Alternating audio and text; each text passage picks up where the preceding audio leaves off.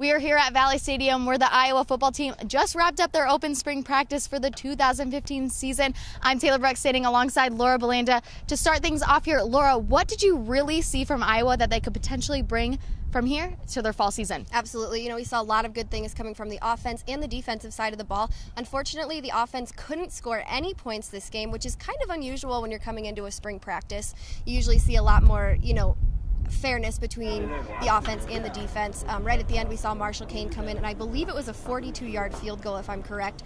But he kind of finished off the game for us and scored that last point. And Marshall, he has always been a key factor for this Iowa special teams. He could be kicker, punter, everything. So he definitely keeps that intact. Transitioning to the offense, we have one position that could potentially have 5 players who could handle the ball well, really get through those gaps. Can you just talk a little bit about those running backs? Absolutely. We've got Jordan Canzeri, which we're pretty familiar with here at Iowa football. He was kind of behind Mark Wiseman last year. He's a little pitter-pattery, trying to get to those holes where the offensive line is making way for him. And then we've got Akram Wadley, who's young, and he's looking, he's kind of working on trying to handle the ball a little more, kind of how, Ferentz touched on that here after the game. And then we also have LaShawn Daniels. Well, frustration can come to all of us if we mess something up. But they're coming along and they're making a lot of progress, and I'm proud of them. And they're ready. It's just the little things that we all need to focus on and continue to work on. But they're doing great in practice, and they're doing a really good job. So we see a lot of youngness coming out of this offensive line that are going to be in front of these running backs that we were just talking about. We need somebody to come in for Brandon Sheriff, who was a key player last year, kind of talk about who we're going to see on this offensive line. So potentially, since we do not have Brandon Sheriff with us anymore, we have Ike Bodiger, who could possibly be that key player for Iowa that is going to take place of Brandon. They've been talking a lot. He's been gaining a lot of weight. He is becoming someone who could potentially be great for this offensive line. But you did say that we have a lot of young, not very experienced, but still, like Austin Blythe. He's another person that could potentially step up. There's a lot of offensive linemen on this team, but they just have to keep getting these practices in, keep getting reps in, and making those gaps for those running backs. Today, we didn't see a lot of those gaps for the running backs to have potential holes, but I feel like once they keep practicing, keep getting experience, they're going to be just fine in the fall season. Absolutely, and we talk a lot about, the Iowa way. All of these offensive linemen coming out of the University of Iowa, they've got this NFL style of play where they're tough and they're brute and they're able to take that defensive line of, any team. Yeah, we talk about that a lot, the success on the Iowa offensive line, all the guys that have played ahead of us. It's exciting to get this opportunity, so it's a lot of fun. There's guys on the team right now who have the same mindset. We're trying to carry on the Iowa way. That's what we talk about all the time.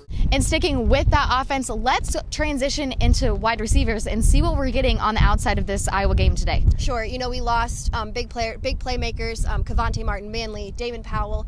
Huge guys when they're spreading the field and going to make those big passes down the field and getting into the end zone.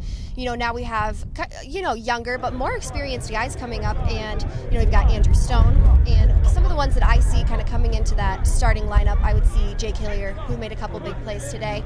I see Matt Vandenberg, who's extremely quick. They could be a great duo. Exactly. Yeah. With those two on the outside, that could be a potential great duo for this team. For that, we saw a huge playmaker last year, Tavon Smith, number 4. Exactly. We saw a lot of him in the end zone last year, and I can see that going on again this year. His quickness is what really was shown today. He's quick towards the pass. He goes towards the pass, and that is something that Iowa really needs. Yeah, it comes out of CJ's hand pretty quickly. And I think our first guys are doing some good things. We've got to develop some depth, and that showed up today, I think, pretty vividly.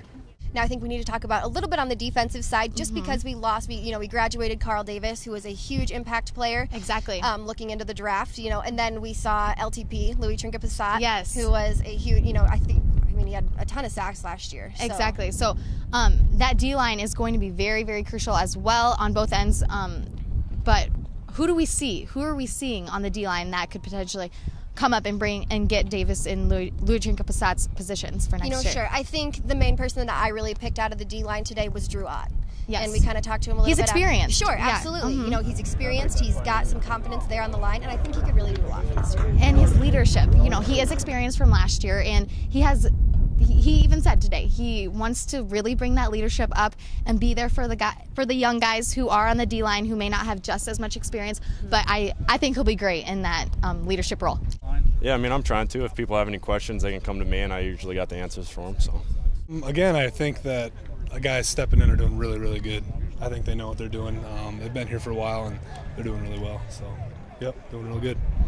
Obviously, we saw a lot of good things coming out of this spring practice today, but a lot to work on. Iowa football will bring it back to Iowa City April 25th for a spring game, so that'll be very exciting, and we'll see what they can bring to the table then. Absolutely. So signing out of Valley Stadium, I'm Laura Belanda. And I'm Taylor Brooks for Daily Iowan TV Sports.